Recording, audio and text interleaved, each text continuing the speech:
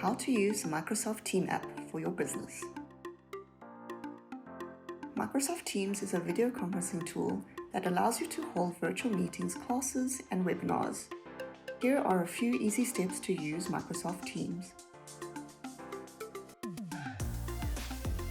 Depending on the phone you use, go to your Apple or Play Store.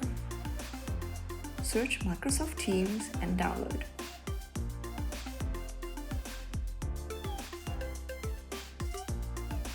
Open the app and get started.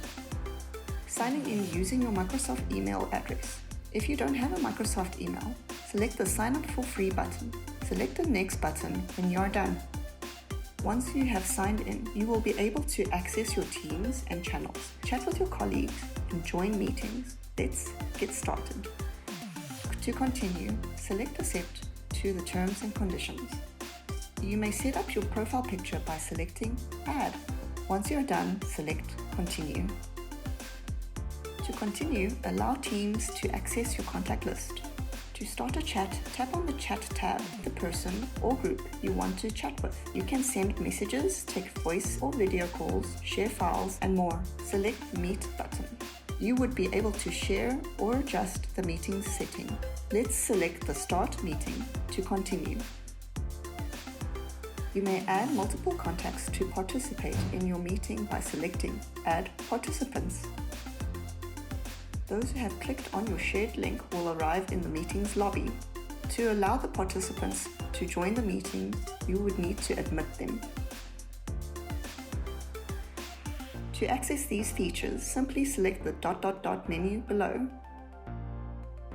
Here, you may find the various options of recording your meeting, include live captions, or even share your screen.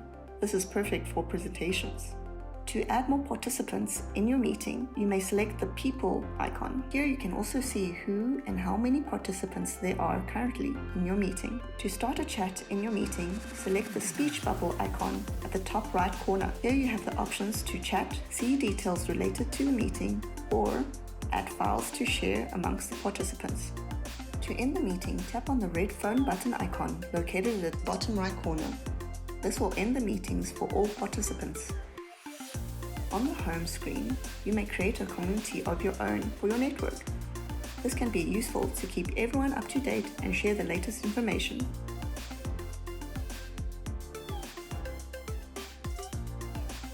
Share using the link provided to your network or anyone you would like to join the community you have created.